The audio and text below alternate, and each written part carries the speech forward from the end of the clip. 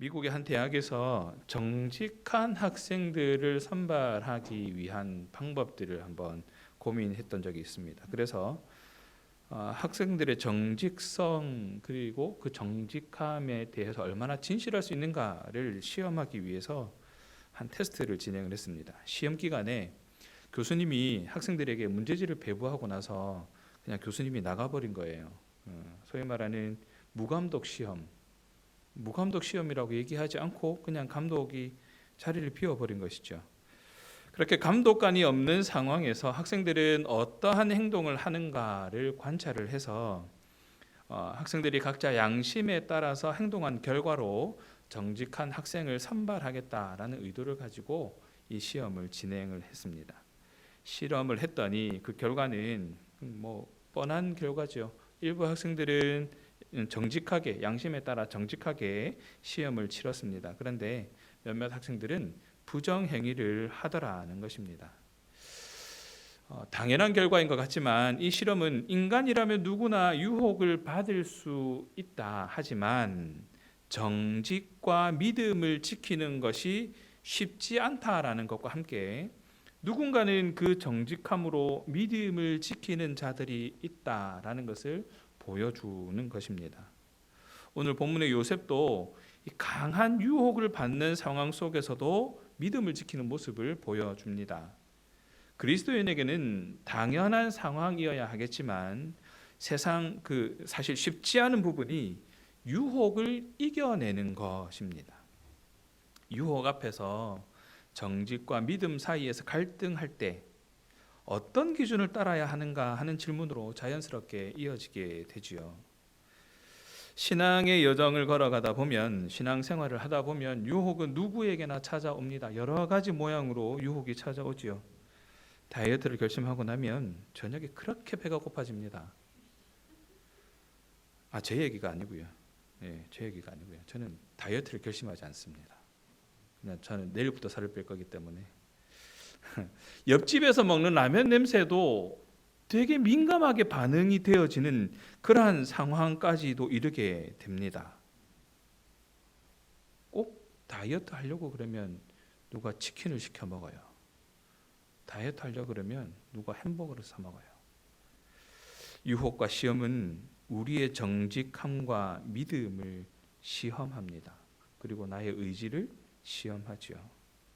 하지만 오늘 본문의 요셉의 이야기는 그러한 유혹의 순간에도 어떻게 하나님을 붙들고 믿음을 지켜갈 수 있는가 하는 것을 보여줍니다. 요셉이 유혹 앞에서 어떤 믿음의 태도를 보였는지 함께 살펴보면서 그러한 상황이라면 나는 어떻게 반응했을까에 대한 고민을 한번 해보는 시간 되시기 바랍니다. 요셉은 집안일을 하던 중이었습니다. 오늘 본문 39장 11절입니다. 그러할 때에 요셉이 그의 일을 하러 그 집에 들어갔더니 그 집 사람들은 하나도 거기에 없었더라. 자신에게 주어진 일을 하고 있었습니다. 노예로 팔려온 것도 억울할 법한데 또 여러 가지 지금 보디발의 아내가 처음 유혹한 게 아니란 말이죠. 계속해서 요셉을 유혹하고 또 유혹하고 유혹하는 그런 상황이었습니다. 상황이 말이 아니었던 상황이죠. 여러 가지 상황 속에 손에 잡히지 않을 법한 상황임에도 불구하고 요셉은 자신에게 주어진 일을 하고 있다라는 겁니다. 이 정신력이 보통이 아닌 것 같아요. 충분히 흔들릴 수 있는 상황임에도 불구하고 그는 그에게 주어진 일에 더 집중을 하고 있다는 겁니다. 그렇게 주어진 일을 하고 있는데 일이 또 벌어지는 것이죠. 12절을 보시면 그 여인이 그의 옷을 잡고 이르되 나와 동침하자. 그러나 요셉이 자기의 옷을 그 여인의 손에 버려두고 밖으로 나가매라고 얘기합니다. 보디발의 아내가 그를 붙잡으며 동침하자고 또 유혹합니다. 이번에는 그냥 유혹하는 것이 아니라 옷을 붙잡고 유혹을 하는 거예요. 그 옷을 그냥 탁 잡았다가 아니라 옷을 벗기려고 하는 상황인 거예요. 어떻게든 이 상황을 자기에게 유리하게 만들어 이게 해서 요셉과 동침을 해봐야 되겠다라는 마음을 먹은 것이겠죠. 그러나 요셉은 그 보디발의 아내의 요구를 거부하고 그 자리에서 옷을 버려두고 도망쳤습니다. 처음 있는 일이 아니었다 그랬잖아요. 오늘 본문의 시작은 그러할 때에라고 얘기를 하거든요. 요셉에게 보디발의 아내가 끊임없이 유혹을 하고 자신의 상황과 자신의 신세에 대한 한탄들이 계속 되어지는 그러한 상황에 그러할 때에도 요셉은 자신의 일을 하고 있었고 또 그 상황에 보디발의 아내는 또 유혹을 하는 겁니다. 여러 번 요셉은 거절을 했지만 그럼에도 불구하고 끊임없이 유혹하던 보디발의 아내는 이제 집에 아무도 없다는 것을 틈타서 일을 하러 집에 들어온 요셉의 옷을 붙잡고 다시 유혹하는 거예요. 옷을 벗기면서 유혹을 하는 겁니다. 당시 옷이 그래요. 지금처럼 저에게 딱 제가 입은 것처럼 옷에 딱 맞는 이런 옷이 아니라 여기도 치렁치렁 뒤도 치렁치렁한 그런 옷이었습니다. 그러니 붙잡기가 되게 수월합니다. 벗기기도 되게 쉬워요. 그런 옷이었어요. 갑작스러운 여주인의 행동에 요셉은 옷을 버려두고 밖으로 도망쳐서 위기를 모면합니다. 이렇게까지 해서라도 나는 그 유혹에 넘어가지 않겠다라는 그런 결의에 찬 모습을 보여주는 것이죠. 여기서 이 도망치다라는 의미가 그런 거예요. 저기서 갑자기 누가 콩알탄 터뜨려가지고 어이구야 하고 놀래가지고 그냥 피하는 이 정도가 아니고요. 여기서 본문에서 말하는 도망하다라는 의미가 어떤 의미냐면 전쟁에서 진 사람, 그러니까 막 싸우고 있는데 불리한 상황이 됐어요. 이제는 죽을 것 같아요. 그럼 후퇴를 해야 되잖아요. 후퇴를 할 때 나는 이제 죽을 거니까 그냥 뭐 천천히 걸어갈란다 하는 사람 아무도 없을 겁니다. 살기 위해서 목숨을 걸고 아마 도망가야 될 거예요. 그러한 의미가 여기에 담겨져 있는 거예요. 도망치다. 죽음을 피하기 위해 도망가는 것을 의미하는 단어가 오늘 지금 요셉이 하고 있는 도망쳐서 위기를 모면했다라는 이 장면이 그런 거예요. 뿌리치듯이 나간 겁니다. 요셉은 혼신의 힘을 다해서 온 힘을 다해서 여주인의 유혹으로부터 도망을 침으로써 자신의 정결함을 지키려고 하는 그런 단호한 결의를 보여주는 것이죠. 그런 단호한 행동이 여기 지금 드러나고 있는 겁니다. 사실 요셉은 종이잖아요. 종이었습니다. 그냥 주인이 시키면 시키는 대로 해야만 했습니다. 그럼에도 불구하고 이 보디발 아내의 유혹을 거절하는 일은 절대 쉬운 일이 아닙니다. 그냥 그럴만도 하지 라는 그런 정도가 아닌 거예요. 예능 프로그램 중에 이런 장면들이 꼭 한 번씩 나오잖아요. 그 배가 고픈데 먹지 못하는 상황들, 그 게임을 해서 이겨야만 뭐를 먹을 수 있는 상황들의 그런 경기들이 많이 벌어지게 됩니다. 예능을 보면. 그러면 꼭 이긴 팀들은 자기네들끼리 조심조심 먹지 않아요. 먹지 못하는 팀을 향해서 온갖 유혹을 벌립니다. 맛있겠지 하면서 그거 보고 있으면 보고 있는 저도 막 군침이 흐를 정도예요. 그러한 정도의 유혹을 얘기하는 게 아닙니다. 그 예능 프로그램에서는 서로가 서로를 막 유혹하고 서로가 성도를 막 약올리고 하는 그런 장면들이 재밌는 장면들로 뭐 이끌어내어지지만 정작 그 음식을 먹지 못하는 그 사람들의 마음은 뭐 화면에만 그렇게 괴롭게 보이느냐? 아니요, 진짜 괴로울 겁니다. 배는 고프지요. 상대방은 맛있는 걸 먹고 있지요. 나는 그걸 먹지 못하죠. 그런데 그냥 자기네들끼리 맛있게 먹으면 상관없는데 먹으면서 되게 먹고 싶게 만들잖아요. 그러한 유혹들 정도로 비교할 수 있는 게 아닙니다. 자칫 잘못하면 그냥 목숨이 날아가는 상황이거든요. 그냥 주인이 야, 너 이거 해. 그러면 해야 되는 상황이에요. 그런데 요셉은 지금 그거 안 하려고 지금 아등바등 온갖 몸부림을 치고 있는 겁니다.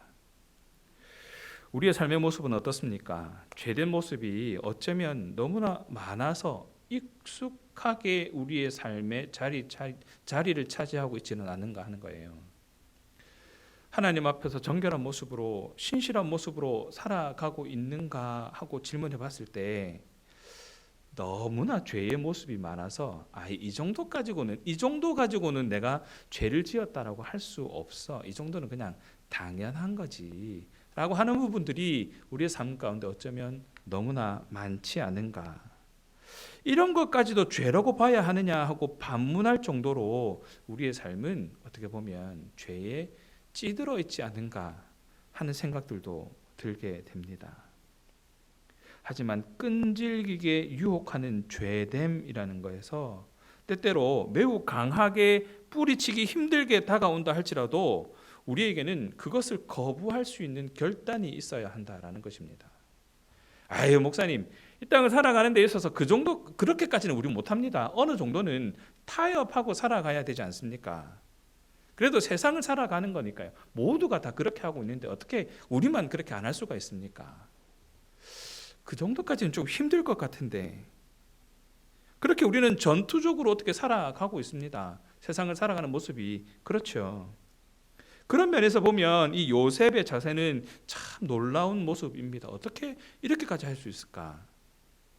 저와 여러분에게 매우 귀한 모범이 되어지는 모습이죠. 그래, 우리는 저렇게까지 할 수 있어야 돼라는 생각을 하게 만드는 것이 요셉의 모습입니다. 그러다 보니까 역시 요셉의 믿음은 대단하구나 하고 생각하는 것은 우리에게 당연한 이야기일 수도 있습니다. 그래서 요셉의 신앙을 본받아야 하겠다고 생각하게 되는 것도 당연한 거죠. 그 정도는 해야 되는 거니까요. 그런데 이 뒤에는 엄청난 비밀이 하나 숨겨져 있습니다. 오늘 본문 앞에 있는 창세기 39장 2절과 3절에는 이렇게 얘기합니다. 여호와께서 요셉과 함께 하심으로 그가 형통한 자가 되어 그의 주인 애굽 사람의 집에 있으니 그의 주인이 여호와께서 그와 함께 하심을 보며 또 여호와께서 그의 범사에 형통하게 하심을 보았더라. 요셉이 잘나서 그렇습니까? 요셉이 뛰어난 사람이어서 그렇습니까? 요셉이 신실한 사람이어서 그렇습니까? 아니요. 그 비밀은 여기에 있습니다. 여호와께서 요셉과 함께 하심으로. 그 말은 저와 여러분에게도 동일합니다. 하나님께서 나와 함께 하시면 세상의 유혹 가운데서 단호한 결단을 할 수 있게 된다라는 것이죠. 바꾸어 말하면 내가 그러한 결단을 하지 못하고 있다면 나는 지금 하나님과 동행하고 있지 않은 것은 아닌가 하고 돌아볼 수 있어야 된다라는 겁니다. 하나님이 요셉과 함께 하시면서 그를 인도하시고 보호하시고 형통하게 하셨다는 비밀이 숨겨져 있었던 것입니다. 그렇게 요셉은 하나님의 은혜를 맛본 자입니다. 그 은혜를 맛본 자로 하나님을 알았고 하나님께서 함께 하심을 통해서 거룩하게 하시는 능력을 받은 자로 지금 오늘 저와 여러분에게 모범이 되어지는 모습으로 비춰질 수 있게 된 것이죠. 이것이 그의 거룩함의 비결이었습니다.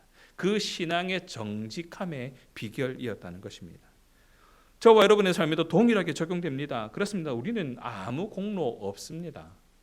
그저 하나님의 은혜로 구원함을 얻었고 하나님의 은혜로 우리는 그 속에 거할 수 있게 되었고 하나님의 은혜로 자녀 되었다고 칭함을 받을 수 있게 되었고 하나님의 은혜로 거룩하게 될 수 있는 그 은혜를 받았고 하나님의 은혜로 거듭날 수 있는 은혜를 받았고 하나님의 은혜로 지금도 살아갈 수 있는 은혜를 얻었다라는 것이죠.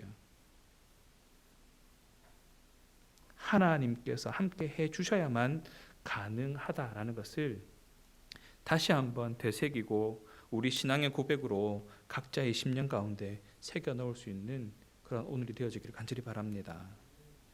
하나님이 저와 여러분을 거룩하게 하십니다. 지금보다 더욱 죄와 싸우는 힘이 강해지고 더욱 주님의 뜻대로 살아가게 하실 것입니다.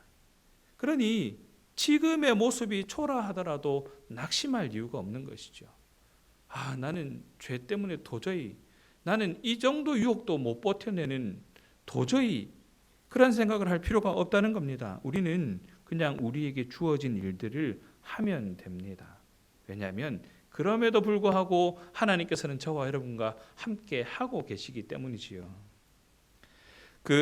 기도하고 말씀 보고 묵상하고 그 가운데 깨달은 대로 결단하고 또 인도하심을 기대하면서 순종하기로 결단하기만 하면 된다는 것입니다.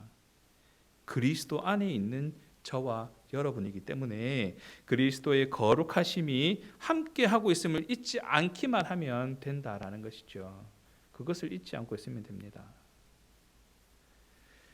날마다 주님이 저와 여러분을 거룩하게 하셔서 죄에 대해서 더 강해지고 또 거룩함을 더 사모하게 하실 그 하나님의 은혜를 기대하는 저와 여러분 되기를 간절히 바랍니다. 끊임없이 저와 여러분 옆에서 우리를 넘어뜨리기 위해서 쉬지 않고 미혹하는 그 죄에 대해서 우리는 단호하게 싸워야 합니다.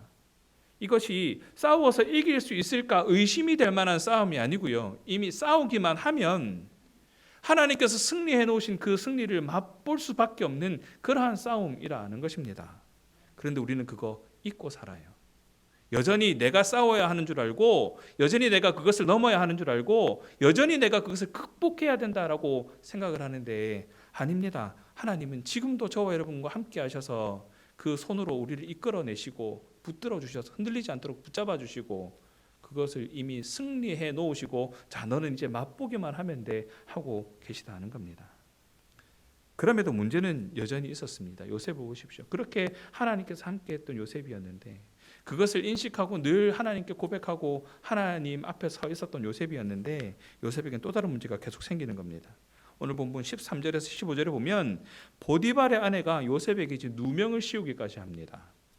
오히려 정직하게 행동한 요셉에게 누명을 씌운 겁니다. 요셉이 자신을 욕보이려고 했다고 주장을 하는 거예요. 자신이 옷을 벗겨놓고 오히려 요셉이 자신의 옷을 벗기려고 했다라고 지금 얘기를 하고 있는 겁니다. 그럴 수밖에요. 지금 보디발의 아내 손에는 요셉의 옷이 있고 그 본 사람은 아무도 없고, 아무래도 말의 힘은 보디발의 아내에게 더 있고, 모든 상황이 지금 요셉에게 불리한 쪽으로, 반대로 보디발의 아내는 자기에게 모든 것이 유리하도록 그 상황을 호도하고 있는 겁니다. 게다가 어떤 말까지 하느냐면 보디발의 아내는 이런 말까지 합니다. 당신이 데리고 온 이 히브리인이 라고 얘기를 하면서 우리를 욕보이려고 했다. 당신 때문에 일어난 일이야 라고 하면서 그 책임 전가도 일부 해버리는 거예요. 그러니까 나는 아무 잘못 없고 당신이 데리고 온 쟤 때문에 그랬고 쟤가 지금 나를 유혹해가지고 이런 거야 라고 지금 얘기를 하고 있는 겁니다. 결정적으로 자신이 소리를 질렀더니 요셉이 도망했다고 말하면서 모든 프레임을 요셉에게 맞춰서 지금 뒤집어 씌우고 있는 상황이죠. 단어 하나를 바꿨을 뿐인데 판이 완전히 뒤집어진 겁니다. 정말 교활한 여자인 거예요. 그렇게 자신에게 유리하게 만들어 갔습니다. 팩트는 요셉이 자신의 옷을 그녀의 손에 넣은 거지만 그녀는 오히려 요셉의 옷이 자신의 손에 있다는 것을 이용을 해서 요셉이 나에게 그렇게 했어요 라고 지금 상황을 바꾸어 놓은 것이죠. 상황이 요셉에게 너무 불리합니다. 그런데 여기에도 주목해 봐야 될 표현이 하나가 있는데 뭐냐면 요셉이 자신의 옷을 버려두었다라는 표현인 거예요. 이 표현이 어떤 거냐면 도망치다, 피하다라는 뜻이거든요. 길 가다가 똥 하나 발견하면 아이쿠야 하고 도망가잖아요. 그런 것처럼 그 자신의 옷을 확 뿌리쳐가지고 그냥 보디발 아내 손에 넘겨주었다라는 거거든요. 신속히 위험에 벗어나는 행동이었다라는 것을 얘기합니다. 그만큼 나는 조금이라도 여기에 관여하지 않았다라고 그것을 표현한 행동이 바로 이 버려두었다라는 표현인데, 그거 아무도 본 사람이 없으니까 지금 요셉 보디발의 아내의 말에만 모든 힘이 다 실려져 있는 거예요. 아니야, 이거 지가 옷을 벗으려고 한 거, 내가 그 옷을 지금 붙잡고 있는 거야. 그래서 지금 그 옷이 나한테 있는 거야 라고 지금 얘기를 하는 겁니다. 여러분, 길을 가다가 건너편에 지인이 한 명 보여요. 근데 그 반대쪽에서 자동차가 멈추지 않고 확 지나가고 있으면 그 사람에게 자, 저기 봐요. 지금 차가 속도를 줄여야 되는데 속도를 줄이지 않고 지금 당신에게 쫓아 달려들고 있으니까 어서 자리를 피해요 라고 얘기할 사람 아무도 없어요. 어떻게 얘기하겠습니까? 야, 차! 야, 비켜라! 이렇게 얘기해야 되잖아요. 그래야 그 사람이 피할 수 있잖아요. 차가 오는데 야, 차가 속도를 못 줄이고 지금 너에게 돌진하고 있어. 그러니 너 위험한 상황이니까 빨리 그 자리에서 비켜야 돼. 누가 그렇게 얘기하냐고요. 요셉이 지금 옷을 버려두었다라는 얘기가 바로 그런 거예요. 이 상황이 너무 급박해서 나는 빨리 이 상황을 벗어나야 되겠다라는 마음을 가지고 얘기하고 있는 것이 버려두었다라는 겁니다. 요셉은 죄에 대해서, 유혹에 대해서 그렇게까지 반응을 하고 있는 겁니다. 왜? 하나님께서 나와 함께 하시니까. 하나님께서 그것을 할 수 있게 해 주시니까 나는 이렇게라도 하겠다라는 것이죠. 죄의 유혹 앞에서 타협하지 않고 즉시 떠나는 것이 가장 확실한 방법이다라고 생각을 하고 요셉은 그렇게 행동을 취한 겁니다. 디모데후서 2장 22절에 보니까 이렇게 얘기합니다. 너는 청년의 정욕을 피하고 주를 깨끗한 마음으로 부르는 자들과 함께 의와 믿음과 사랑과 화평을 따르라 라고 얘기합니다. 정욕을 따르지 않고 하나님을 따르라. 주를 깨끗한 마음으로 따르라. 거기에 지금 순종하고 있다라는 것이죠. 요셉의 이 결단은 단순한 회피가 아닙니다. 왜 그런 말 있잖아요. 이 또한 지나가리라. 그러고 그냥 무던하게 가만히 있으면 이거 그냥 지나갈 일이야 하고 그냥 그렇게 그냥 감내함에 있었던 게 아니라는 겁니다. 요셉이 그런 마음으로 이 상황이 지나가기를 바라면서 그냥 피하기 위해 지금 상황을 대하고 있지 않다는 것이 여기에 드러나는 거예요. 내가 차라리 이 옷을 버려버림으로 거기서 내가 피해버리겠다. 벗어나버리겠다.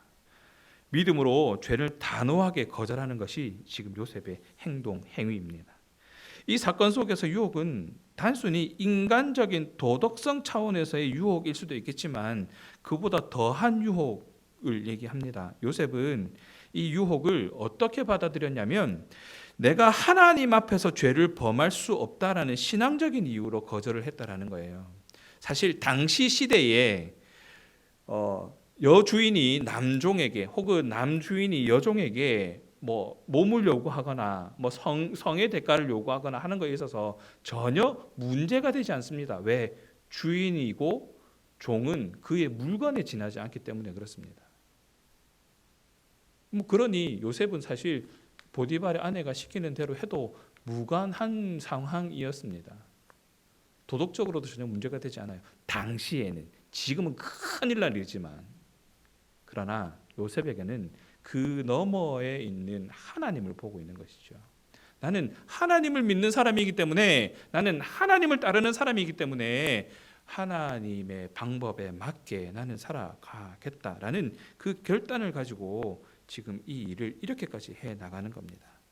하나님을 경외하는 마음과 도덕적 정직성을 지키려는 그 믿음의 결단으로 나는 그거 절대 하지 않을 거예요 라고 지금 얘기를 하고 있는 것이죠.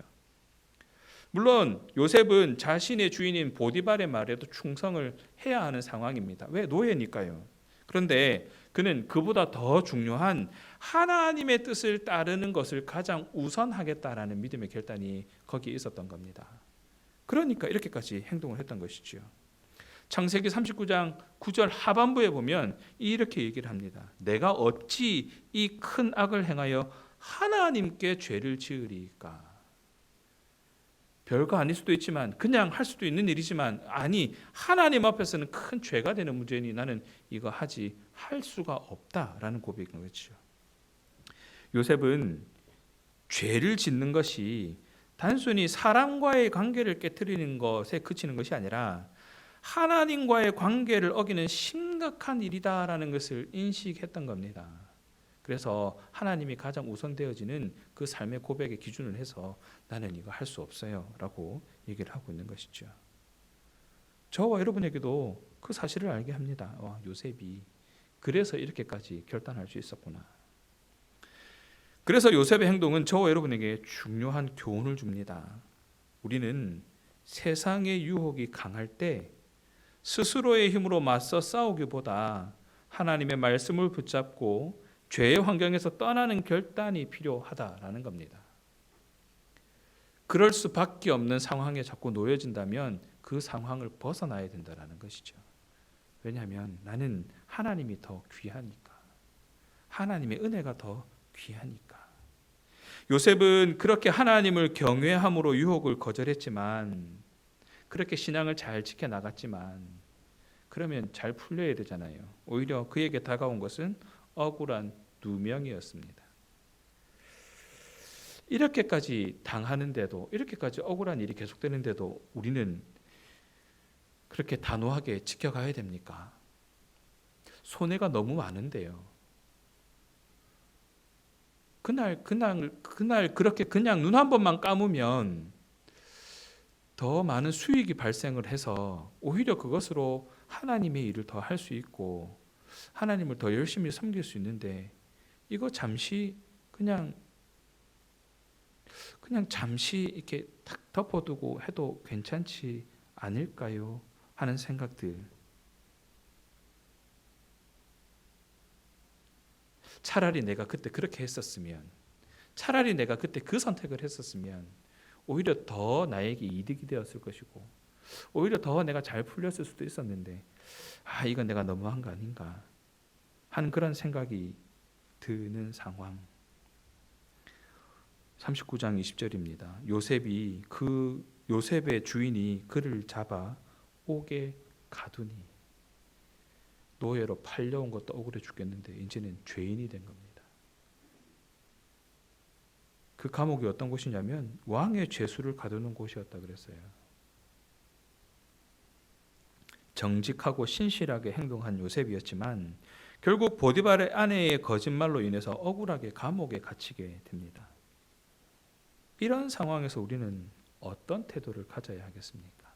적당한 선에서, 손해보지 않는 범위에서 그래도 나름 신앙인답게 그 정도로만 결단해도 되지 않을까? 아니면 요셉처럼 그럼에도 불구하고 정말 단호하게 하나님 앞에서 정직하게 하는 그 신앙의 결단까지 해야만 하는가? 억울하지 않을 수가 없습니다. 너무 부당하다고 여겨질 수도 있습니다. 아니, 부당할 수밖에 없지요. 지금 상황이 그렇습니다. 그런데 그런 상황에서 우리에게 위로가 되는 말씀이 하나 있습니다. 베드로전서 2장 19절과 20절입니다. 부당하게 고난을 받아도 하나님을 생각함으로 슬픔을 참으면 이는 아름다우나 죄가 있어서 매를 맞고 참으면 무슨 칭찬이 있겠냐. 그러나 선을 행함으로 고난을 받고 참으면 이는 하나님 앞에 아름다우니라. 세상에서의 칭찬이 아니라 이거는 하나님 앞에서의 칭찬, 하나님 앞에서의 영광이 되어진다고 우리에게 얘기합니다. 하나님께서는 신실한 자의 억울함을 아시고 결국 의를 밝히고 보상하신다고 말씀하십니다. 세상에서 억울한 일을 당할 때 사람을 의지할 것이 아니라 하나님을 신뢰해야 함을 다시 한번 깨닫게 되는 것이죠. 요셉의 이야기처럼 우리가 하나님을 의지하며 믿음으로 인내할 때에 하나님께서는 우리의 길을 인도하시고 선하게 사용하실 것이다 라는 것을 흔들림 없는 믿음으로 믿어 나가시기 바랍니다. 어쩌면 저와 여러분을 그냥 고난의 길을 걷게 하실 때도 있을 것입니다. 요셉은 하나님 앞에서 죄를 범하지 않기 위해서 무진장 애를 썼지 않습니까? 하지만 오히려 상황은 악화됩니다. 종에서 죄수로 전락해버렸습니다. 마치 하나님께서 함께하지 않는 것처럼 보여지는 그러한 상황까지 이르게 되었습니다. 그러나 반전은 참 인정하기 싫지만 이 또한 하나님의 은혜라는 겁니다. 하나님의 뜻을 이루기 위한 고난이기 때문에 은혜일 수밖에 없다라는 것이죠. 아니, 은혜이어야만 합니다. 그래야 우리가 감당할 수 있지 않겠습니까? 고난이 닥쳐올 때 그것이 하나님의 섭리 가운데 있음을 알고 오히려 담대해져야 합니다. 낙심하지 말고 하나님의 더 큰 은혜를 기대할 수 있는 그런 신앙의 고백이 우리에게 이어져야 한다는 것이죠. 알고는 있습니다. 그런데 그게 참 우리의 신앙의 고백이 되어지기는 쉽지 않은 부분입니다. 이 말은 고난과 유혹에 대한 이해를 바꿔야 된다는 거예요. 우리는 고난 그러면 우리에게 마이너스 되는 일이라고만 생각을 합니다. 고통 그러면 이건 힘든 거니까 아픈 거니까 우리에게는 없었으면 좋을 것이라고 오히려 다 여겨버리는 거예요. 선입견을 가지고 있는 것이죠. 고난은 힘든 것이고 유혹은 피할 수 없는 것이고 나에게 해로운 것들이고 나를 어렵게 하는 것들이고 할 수만 있다면 안 만나는 것이 더 좋은 것이고 피할 수 있다면 피하는 것이 좋은 것이고 이런 생각들을 우리는 보편적으로 가지고 있기 때문에 고난을 대하는 태도가 힘들고 어려울 수밖에 없다는 것이죠. 그것이 은혜라는 말이 아이고 그게 진짜 은혜인가? 라고 반문하게 된다는 겁니다. 그러나 성경은 저와 여러분에게 이렇게 말합니다. 고난은 불행이 아니라 하나님의 뜻을 이루어 가시는 중요한 수단이라고 말입니다. 그러니까 고난을 해석할 수 있는 힘이 있어야 된다는 겁니다. 로마서 5장 3절과 4절은 이렇게 얘기합니다. 우리가 환난 중에도 즐거워하나니 이는 환난은 인내를, 인내는 연단을, 연단은 소망을 이루는 줄을 알미로다. 몸에 좋은 약이 쓰다고 하지 않습니까? 억울한 고난 속에서도 하나님을 끝까지 신뢰하는 요셉의 모습은 우리가 닮아가야 하는 모습임은 분명합니다. 수많은 고민이 있었을 것입니다. 요셉이라고 그냥 모든 상황을 철벽수비하면서 탁탁탁 막아내고 하나님께서 함께 하시니까 이건 괜찮고 이건 난 무조건 이길 수 있고 다 그랬을까? 상황이 너무 안 좋잖아요. 아마 모르긴 몰라도 흔들렸지 않았을까요? 힘들어서 울부짖는 날도 있지 않았을까요? 울다가 지쳐서 그렇게 하나님 더 이상 찾지 않겠다로 마음먹기까지도 하지 않았을까요? 상황이 나빠질 때마다 어떻게 에이 그럴 수 있지 하고 그냥 무던하게 그걸 받아들였겠습니까? 힘들어질 때마다 어려워질 때마다 요셉도 고민했겠지요. 마음 아팠겠지요. 억울해서 고함도 지르고 막 울부짖으면서 부르짖고 반항하고 개기기도 하지 않았을까요? 도무지 이해되지 않는 그런 고난과 부당한 일들 앞에서 어떻게 이렇게까지 의연하게 받아들일 수 있을까 하는 고민이 끊이질 않긴 합니다. 고난을 기뻐한다는 것 쉽게 이해할 수 없습니다. 그러나 그러한 고난 중에도 함께 하시는 하나님을 경험하고 그 고난을 이기게 하시는 그 은혜를 누리고 맛보기 시작하면 그거 끊을 수 없는 거 중독되거든요. 저와 여러분의 신앙의 경지가 그 경지에 이르기를 소원합니다. 늘 하나님의 은혜를 경험하고 늘 나와 함께 하시는 하나님의 손길을 경험하고 늘 나를 이끄시고 나와 동행하시는 그 하나님의 만지심을 경험할 수 있는 그런 신앙의 경지가 되어지기를 간절히 바랍니다. 말씀을 정리합니다. 요셉은 보디발의 아내의 유혹을 단호하게 거절하면서 믿음을 지켰습니다. 그가 그렇게 할 수 있었던 것은 하나님께서 함께 하셨기 때문이었습니다.